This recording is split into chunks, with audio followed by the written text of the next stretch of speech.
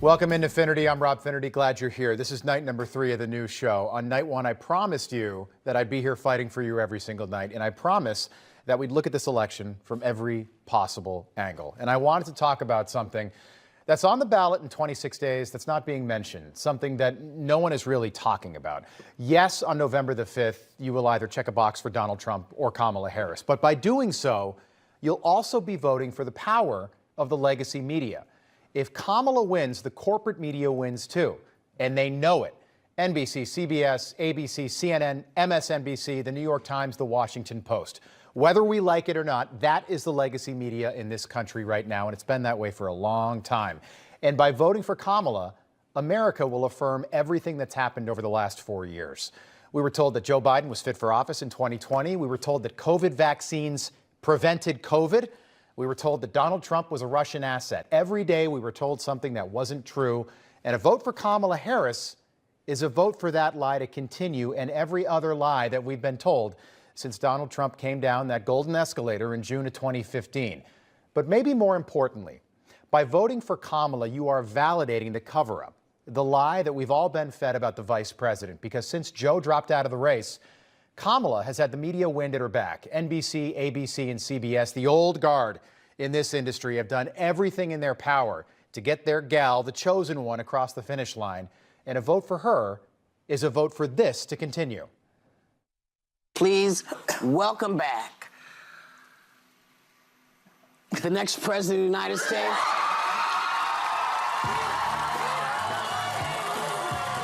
She is charismatic and charming on television in a way that he fancies he is. That the camera loves Kamala Harris. I think there is misogynation in all of this, black and white men. Big problem. If you really care about democracy, then you only have one choice. The Harris campaign especially urged people to vote for the country. Think about the country. Think about your children. All right, so on the other side of that, of course, is Donald Trump, the Republican candidate. Yes, also a former president that's an outsider somehow in Washington. Not welcome in highbrow D.C. society. Not welcome at those Georgetown garden parties that I hear about, or in Sun Valley or Davos. He's laughed at in polite company. The arrogance and ego of these people is unbelievable. But Donald Trump has something right now that no Republican candidate, including Trump himself, has ever had before. And it's what you're watching right now. We're part of it. Independent media, places like Newsmax, conservative podcasts. Think about what Elon Musk has done to Twitter. None of this existed the way it is now in 2016. It certainly wasn't like this 4 years ago. But Trump completely flipped that paradigm. And now millions of people every day, every month, get their news not from the corporate media, but from independent media. And that will be on the ballot box, just like everything else this November. If Trump wins, independent media wins. The First Amendment wins. Truth wins. You win. If Trump wins, we won't see another debate ever again on ABC or CBS. You'll see a debate right here. If Trump wins, the same media that has dominated thought and biased Americans against one another for the last 50 years. Remember the old days when you'd go to the TV and you had to click it like that? I can remember this when I was a kid in the 80s. CBS, NBC, ABC, and then maybe MASH or Cheers if it was, the later 80s. Dan Rather, Tom Brokaw, Peter Jennings. All right, those days are over, and that's what's on the ballot next month. It's really powerful if you think about it. The other problem that I'm noticing is very human. It's intangible. It's not something that you can poll, but I think a lot of people can sense it. Kamala Harris is just not that likable. That's why Stephen Colbert tried to loosen her up the other night by having a beer with her, a Miller High Life, the champagne of beers. You know she's never had one of those before. To me, Kamala is what you get if you typed in to a computer, give me an AI creation for a Democratic presidential candidate in 2024. Kamala would come out the other end. Likability is probably, likely, the root of all of her problems. There is no reason in a civil society that we have assault weapons. There's no question I'm in favor of banning fracking. This whole thing about the border, we've been to the border. We've been to the border. You haven't been to the border. And I haven't been to Europe. And I don't. My pronouns are she, her, and hers. I am Kamala Harris. My pronouns are she and her. I am a woman sitting at the table wearing a blue suit. Hi! We talk on it. You think you just fell out of a coconut tree? You exist in the context. I love Venn diagrams. I really do. I eat no for breakfast. Don't hear no. Always believe in what can be, unburdened by what has been. Remember when she kissed Doug with a mask on? Right? It's all part of it. And I get, look, we're all a work in progress. We're all developing our whole lives. That's part of the journey. Kamala's been in politics for 20 years. She was a senator, she was vice president, but as strange as it sounds, I don't think she really knows who she is yet, although I'm quite confident in saying that she is not Irish. Listen closely to this. Oh, it's Patty O'Reilly. Have you no empathy, man? I'm Irish. I can do that. I'll never do that without telegraphing that I'm going to do that. I'm not just going to drop into an Irish accent. This is what I sound like. If I'm on Stephen Colbert, which will never happen, I can confidently say that. I'm not going to be like Stephen. Thank you so much for having me, don't you know? Kamala is, and no one's going to argue, right, that I'm Irish. Kamala is also, and we hear this almost on a daily basis, she is an incredible historic first. The first Black, Indian, Southeast Asian vice president raised in Oakland and 10 years in Canada who identifies as a woman that we've ever had. She is an incredible historic first, that's for sure. Her campaign is also probably scratching its head every single day asking, why isn't Kamala connecting?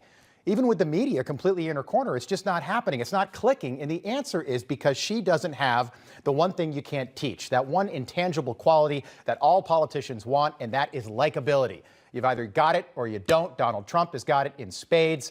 I also think it's really odd that we live in a country right now, and this is normal.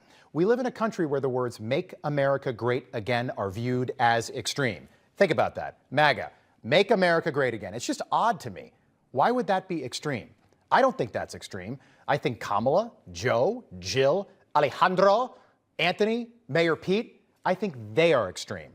That makes more sense to me.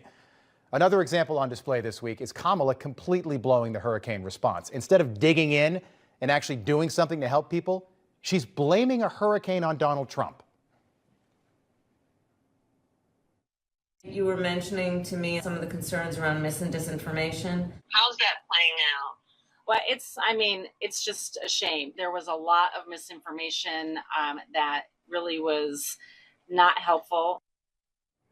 Okay, so this hurricane is serious stuff. It completely devastated parts of Florida. But what her campaign doesn't realize is that Helene and Milton, these two hurricanes, are the October surprise. Forget about like some Access Hollywood tape coming out later this month. This is the October surprise moment. We're living in it. And the response of these two candidates will define this race for millions of Americans, particularly in two of the 7 battleground states that were affected. Think about Georgia and North Carolina. Why isn't anybody talking about North Carolina right now? Not surprisingly, we are seeing images like this out of Tampa right now. And this is, a moment to smile, but Bayshore Boulevard yesterday.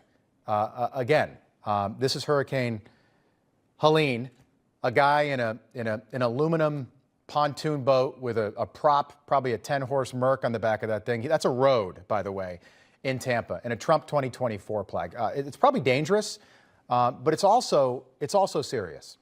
It's about the emotion that exists out there for Donald Trump right now, and Democrats just can't compete with that. Imagine someone on a Zodiac with a Kamala Harris flag. It's never going to happen, right? Doesn't ever seem like something that you'd see, but this is what's going on. And that's what this Trump rally at Madison Square Garden later this month is all about. 20,000 people, right, crowded into the biggest arena in the biggest, bluest city in America. It makes a really powerful statement. Can you imagine something like that happening with Kamala Harris? Donald Trump's sending a message. He's saying, you can do whatever you want to me. You can try to kill me. But Trumpism is going to live on. It's bigger than Kamala Harris. It's bigger than the dominant media. And if you ever needed more proof that Kamala is a tool of the corrupt D.C. ruling class, a puppet just doing their bidding, just like Joe Biden has been for the last 4 years, the latest example is Kamala Harris magically raising more than $1 billion since entering this race in July. $1 billion in less than 80 days. Think about that. You think that's on the level? You think that's from small donors? You think people in high places might be a little bit nervous about Donald Trump taking over in January? I think so. So after nearly 9 years of trying to convince people that Trump is the reason Joe and Kamala are failing and Trump is the reason for their rotten lot in life, that Trump is the next Hitler, By the way, there's only one Hitler, and his name was Hitler, and he died in the 1940s. The obvious question now, after 9 years, why aren't people buying it? We've been telling them Donald Trump's terrible. Why aren't people buying it? It's not working.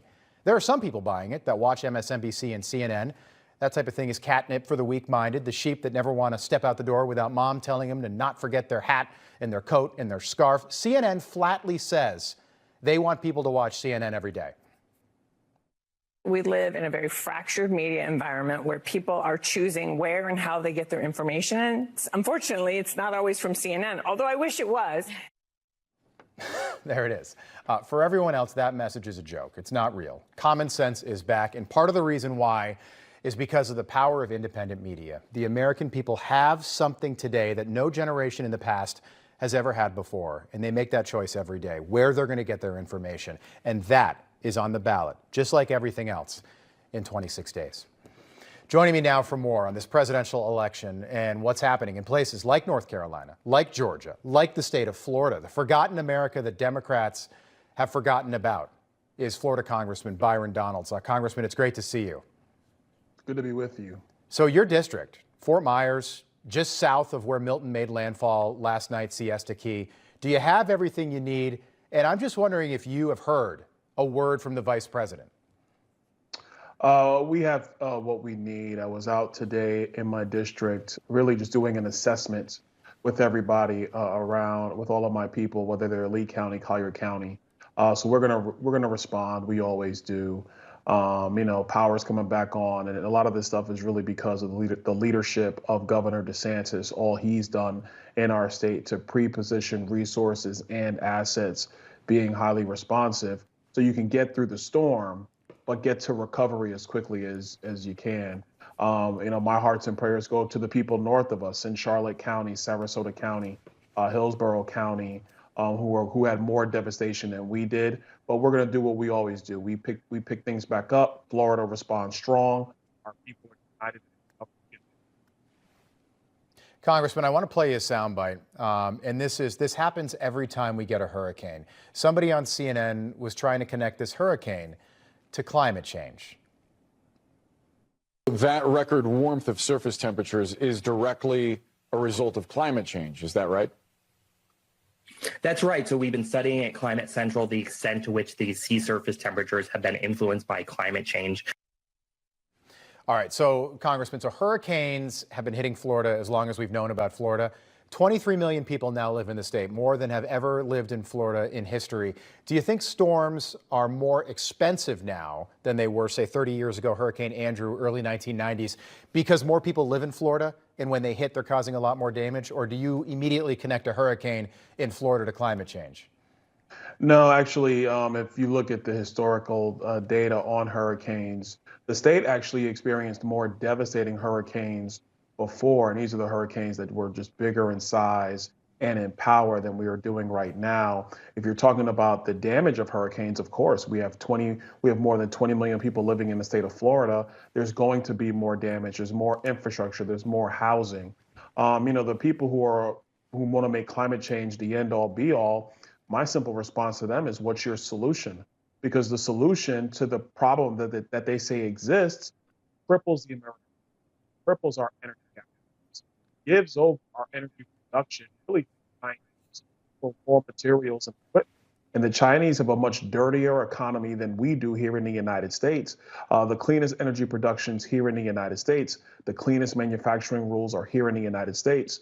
And what you really need is a low regulatory environment and a much more innovative economy if you say you want to save the planet. Just buying solar panels and wind turbines from China, who's going to be very dirty about it while they're enslaving people around the globe to mine these minerals. It's not really the humanitarian or environmental thing to do. Yeah. So I ignore those people when they talk. What are your solutions? If your solutions aren't based in reality, just please move on so we can be focused on helping people recover from this hurricane and the other natural disasters to come. Absolutely. And Congressman, I want you to get back to your family. I know you've had a long last few days, really last few weeks with Hurricane Helene as well, 10 days ago. Just a question about maybe your plans that might change. Joe Biden says Congress needs to return to Washington. Earlier this week, the Biden administration approved $157 million for Lebanon, who, by the way, Hezbollah in southern Lebanon is at war with Israel. We've given Lebanon this year alone $385 million. I don't know where that money's coming from. Does Congress need to go back to Washington to make sure that FEMA has the funding that it needs, or can Joe Biden do that and solve that problem with the stroke of a pen? No, he can do that with the stroke of a pen. There's about $20 billion, as I understand it, in the disaster recovery fund right now. Those resources are plenty for FEMA to carry out its mission. I think the reason why they're grasping for straws is because this administration, like in so many other times, has been a disaster in terms of response to the crisis. That is the failure of the Kamala Harris-Joe Biden administration. And if you look at how Kamala Harris has handled herself, basically trying to push her way into disaster preparedness and recovery, really nobody asked her to do that. She basically distracted one of our mayors to shoot a campaign video of her, trying to demonstrate that she's leading, or she's demonstrating that she's cosplaying as a leader as opposed to following what Governor DeSantis is doing, which is just leading and not worrying about the campaign commercials. That's the kind of stuff that's really disgusting when you realize that people's lives are on the line. And then when these storms do come in Florida, we're Republicans and Democrats together. Yeah. Well, Congressman, I'll just say, too, she is contacted. We've got a soundbite, but I don't need to play it. I'll just take my word for it. She's contacting Democrat mayors throughout the west coast of Florida. And here I am talking to a black congressman who represents a district that was devastated in 2022, was affected by Helene, and is just south of where this hurricane made landfall. It's actually stunning to me. It doesn't surprise me, but I'm stunned that her campaign hasn't reached out to you to make sure everything you've got. There she is calling the Democrat mayor up in Pinellas County, the mayor of St. Petersburg. Shocking, but not surprising. Congressman Byron Donalds. Real quick, I do, it's important to lay out there. I will lay it out that I think the vice president's team reached out to my office a couple days ago. I've not spoken to her, and that's fine because we have work to do. But I just think when you try to sensationalize these things for your own benefit politically, that's wrong. It's disgusting to everybody. Yeah, well, I appreciate you mentioning that. I hope she reaches out to you again. It's for show. We know that. But even if it is for show, I think it's nice to have that phone call, given where we are right now on the west coast of Florida and across the state as well. Congressman, appreciate you being with us. Thank you. Thank you. All right, Byron Donalds there. Next on Finnerty on this Thursday, the battle over swing states continue. 7 states will likely decide who is president in January, who wins on November the 5th. And new polls came out today that give us a hint on who that could be. Stay with us. To Election Day, a new McLaughlin poll out today as President Donald Trump up in all 7 swing states, leading by at least 1 point across the board. McLaughlin does polling for the former president, but these polls line up with a Quinnipiac poll out this week and a Marquette poll out late last week. If these numbers hold, of course, Donald Trump is back in the White House in November, and we are looking at all 7 battleground states over the course of the next 7 nights. And tonight we focus on Arizona.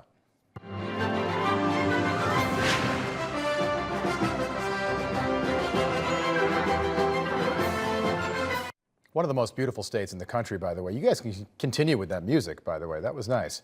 7 million Americans, the capital, of course, Phoenix. Arizona, a key battleground state, 11 electoral votes up for grabs. Donald Trump leads Harris in Arizona, but the Grand Canyon state is very unique. It's one of the only states of the battlegrounds where Trump beats Kamala with female voters.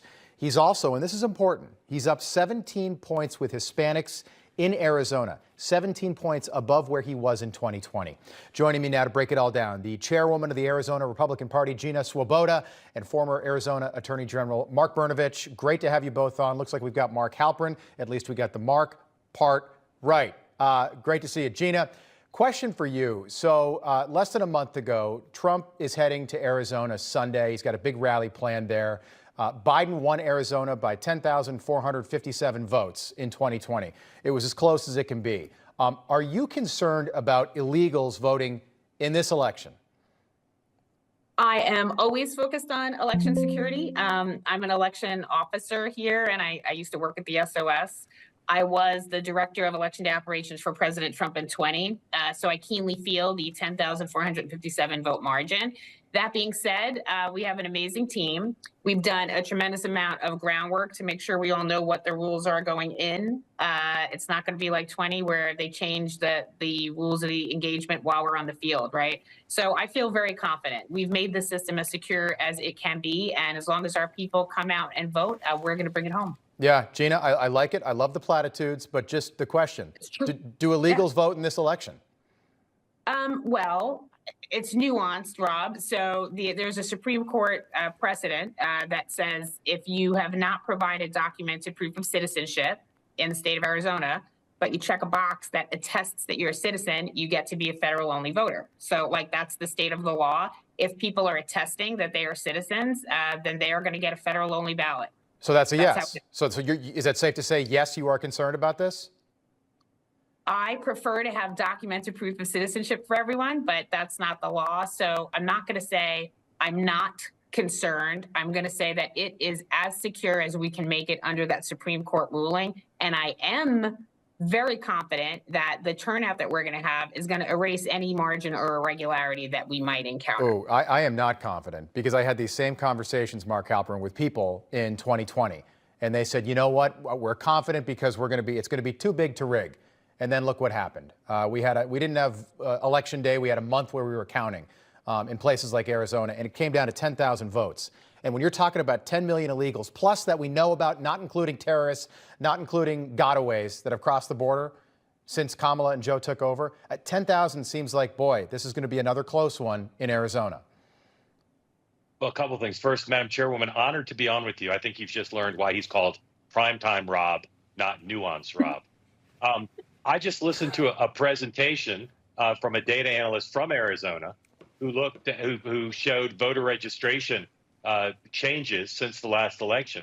They've been overwhelmingly for the Republican Party. Doesn't mean they're all going to vote for Donald Trump. Some of them might be McCain Democrats or McCain Republicans who vote for Harris. But that data suggests to me what I've heard from others, which is the voter registration alone could keep this from being the kind of close race that we've seen in the state. And people in Maricopa County may not enjoy the celebrity they enjoyed in 2020. Mark, Kari Lake is going to be with Greg in about an hour tonight. She had a big debate last night. The ratings were good for a local debate. I'm just wondering, the latest poll had her down by about 7 points.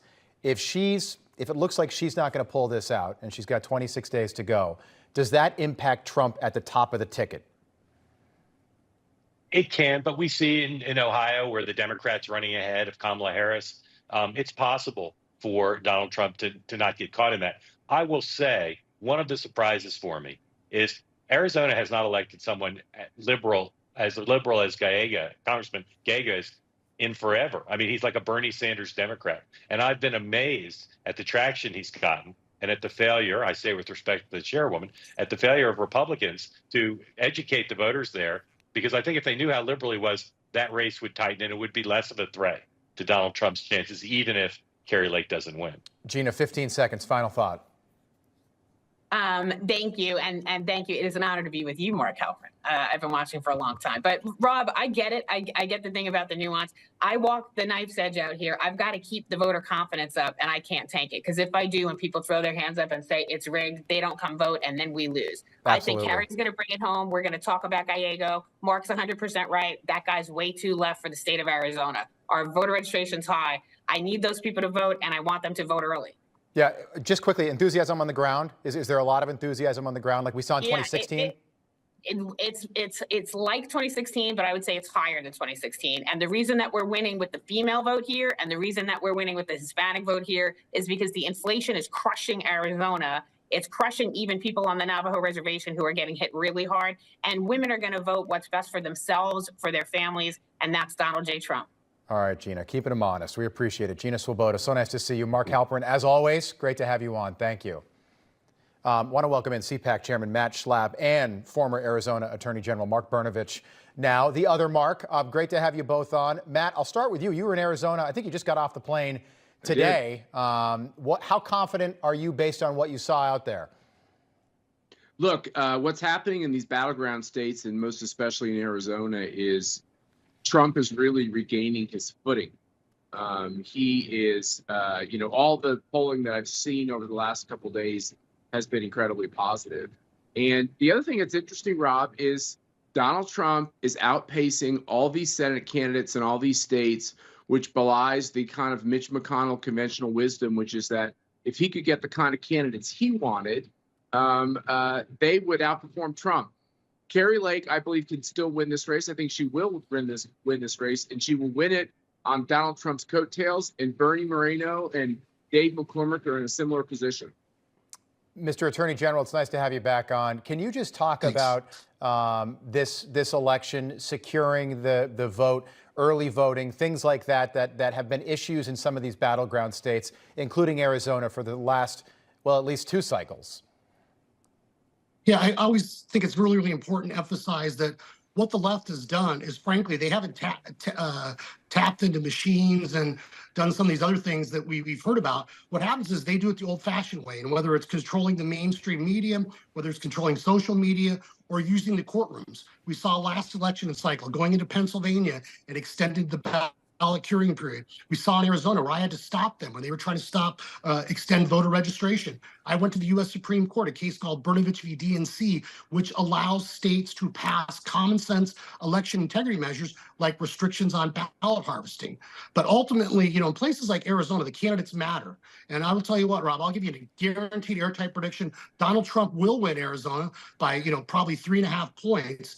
I don't think that's the issue. But what we need to make sure is that we have other Republicans being elected to the state. So there's people like my good friend Jerry Sheridan, who's running for Maricopa County Sheriff.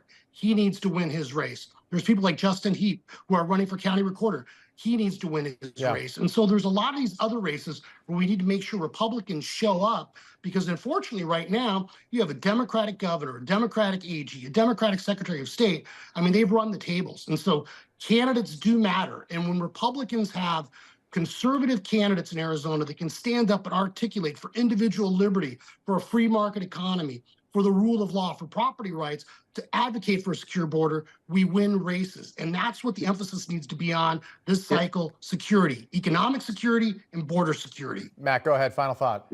Yeah, Rob, if I could jump in on this. The one thing I quibble with the chairman of the party and with the former attorney general here is that voter fraud is a massive problem in the state of Arizona and around this country.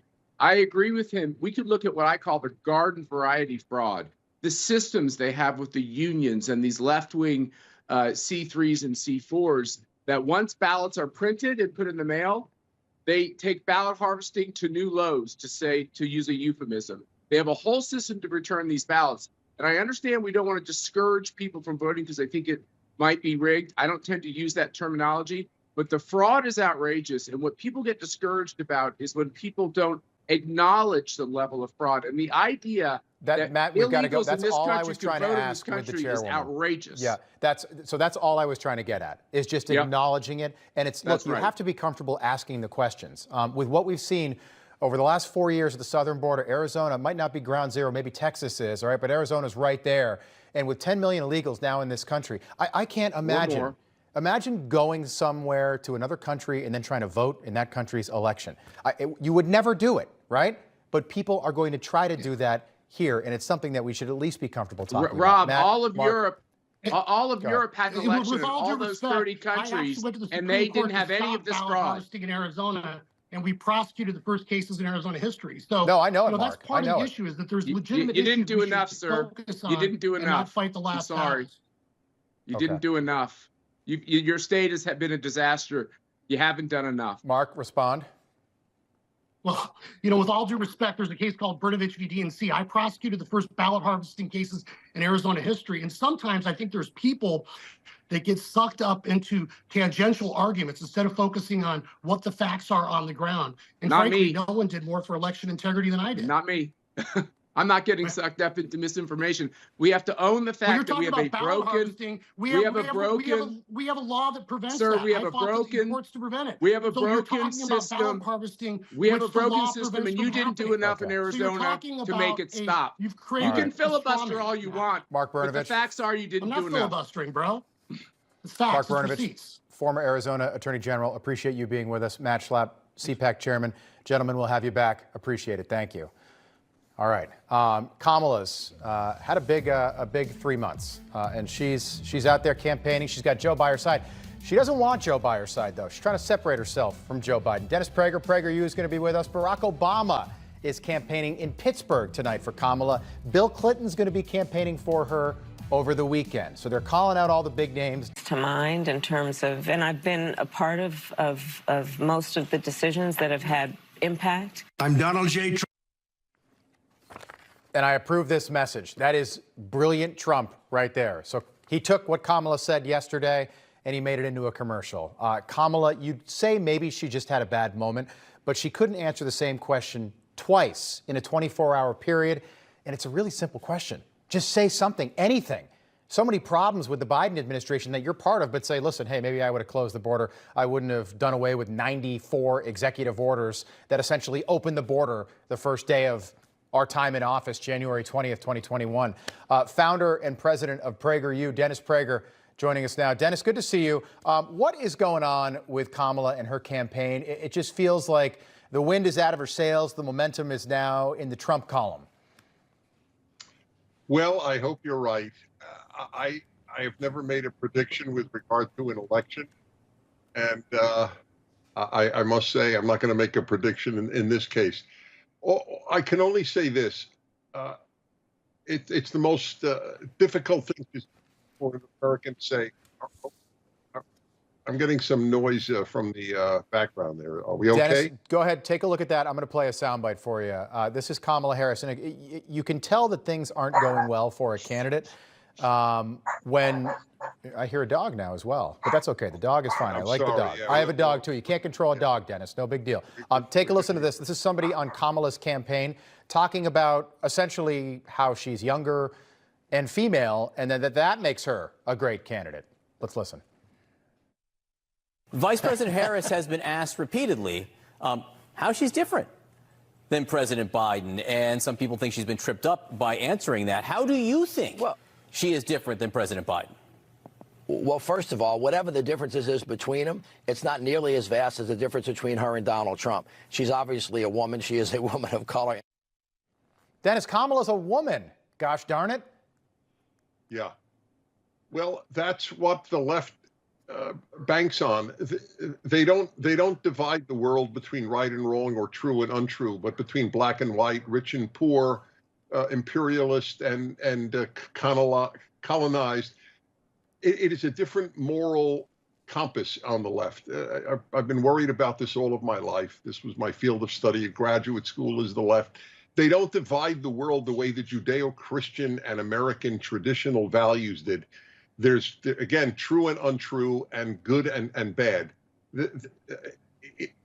They divide it between male and female and everything you heard. I was going to say before, forgive the interruption, a dog is a dog. You know, it's...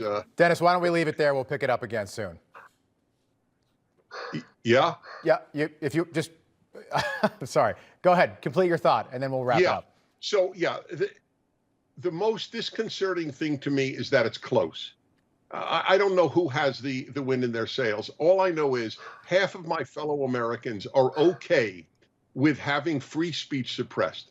Yeah. That is what Tim Walz and Kamala Harris have said. They want to suppress misinformation. If half my fellow Americans are okay with that, that's a bigger problem than any election. No, it's a good point. It's never been set up this good for a Republican candidate in November. Hopefully the American people are thinking about that, what you said when they go to vote in 26 days. Dennis Prager, thank you. Next on Finnerty, after talking about January 6th for the last 4 years on a weekly basis, could Democrats actually be moving on from Jan 6? Peter Navarro, who was jailed over Jan 6, weighs in next. I don't know if I believe it, but after beating us over the head with for the last 4 years, Democrat strategist James Carville, the Ragin' Cajun, says the party needs to stop talking about it. They got to selectively pick out what it is that they want to talk about. We've talked about January the 6th ad infinitum, ad nauseum. We've talked about who won the election. Leave it alone. All right, so former Trump trade advisor Peter Navarro was actually thrown in jail for defying a subpoena from that sham Jan 6 committee. Peter, it's so good to see you. What do you make of that? You went to jail over this whole thing. Well, congratulations on your show, Rob. Oh, thank you. I appreciate great, that. and it's great to be on early on in your tenure here. I think the Jan 6 died the day Nancy Pelosi admitted it was her fault that the riots took place. We've known all along that Donald Trump had wanted to have thousands and thousands of guards and police up at Capitol Hill that day. We know Nancy Pelosi refused that. And I've maintained for a long time that it was part of an entrapment scheme to actually cause a riot that day. But that's in our rearview mirror. I've encouraged the Trump campaign as well. They don't need to go there. What all Donald Trump and J.D. Vance need to do, and they're doing it beautifully, is talk about the major issues where they have a large lead against Kamala Harris. And in fact, those are the top issues that voters care about. You know what I'm talking about: economy and inflation, border security, the foreign policy chaos in Gaza and Ukraine, and law and order. And then down that chart, you've got all of the woke agenda, including things like transgender, and no amount of abortion, healthcare is going to erase that. So as long as Trump and Vance stay focused on that messaging. And I do think, you had some great guests on earlier talking about which way the race is going. I do think that the October 1st debate between Vance and Walz was a turning point. Walz looked like the knucklehead he just self-described himself at. J.D. Vance looked like a very serious man capable of being president, who effectively schooled the oldster Walz in what it means to think about policy and what's good for the American people. So it will be a close race, though, and I share Prager's bewilderment that it will be that close. But we're a 50-50 country right now, and that's the way it is. Such a good point. Just to pick up on that and what Dennis Prager mentioned. So, yes, it feels like it's going to be, on a knife's edge, like it was in 2020. But is there a door number 2 where this is maybe not Reagan 84, but Reagan 1980, and Trump sweeps 6 of the 7 battleground states and kind of wins this thing in a walk?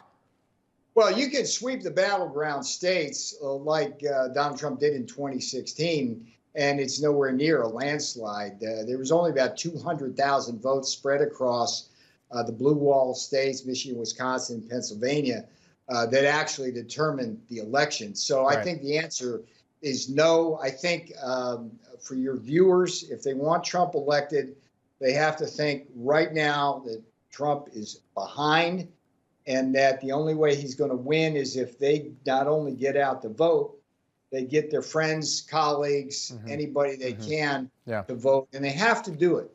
They have to do it before Election Day if they can. You had a great segment on Arizona. We know Carrie Lake had the governorship stolen from her by her opponent, Katie Hobbs, as Secretary of State, shutting down the ballot boxes on Election Day when the Republican turnout was 2-1. People didn't vote. And so get to the poll, folks.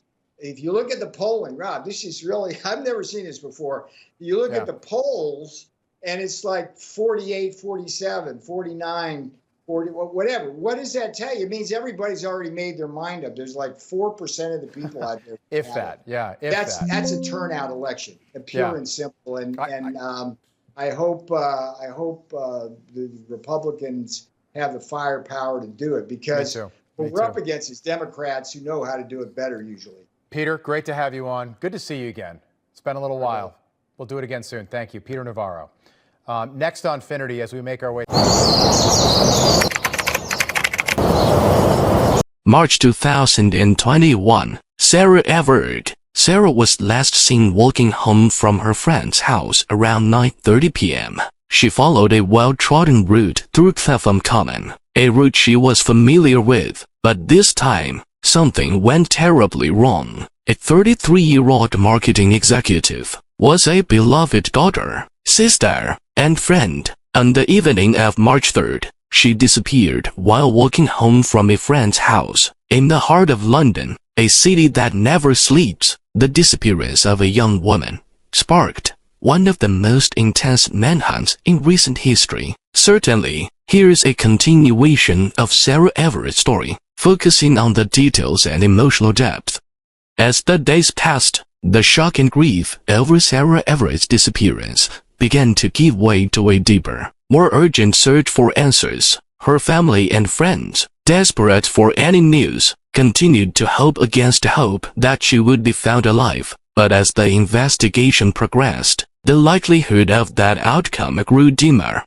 The discovery of Sarah's remains was a devastating blow. Found in a woodland area in Kent, her body had been hidden in a manner that suggested a deliberate attempt to avoid detection. The news of her death sent ripples of sorrow throughout the country, and the emotional toll on her loved ones was palpable. For them, the loss was not just the end of hope, but a deep, unfillable void. Sarah's parents, Jeremy and Susan, struggled to cope with the enormity of their loss. They spoke publicly about their daughter, not just as a victim, but as a vibrant individual whose life had been cruelly cut short. Jeremy recalled the pride he felt watching Sarah grow up and her accomplishments in her professional and personal life. Susan remembered her daughter's kindness, her laughter, and the way she cared for those around her.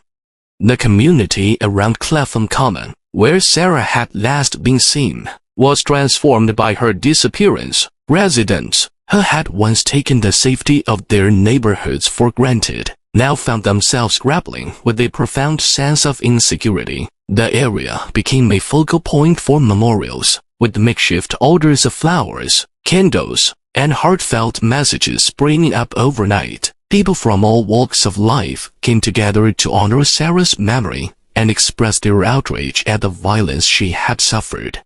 As Wayne Couzens was arrested and charged, the case took on a new dimension. The fact that a serving police officer was involved in Sarah's abduction and murder sent shockwaves through the public and the police force itself. It raised troubling questions about trust, accountability, and the abuse of power within law enforcement.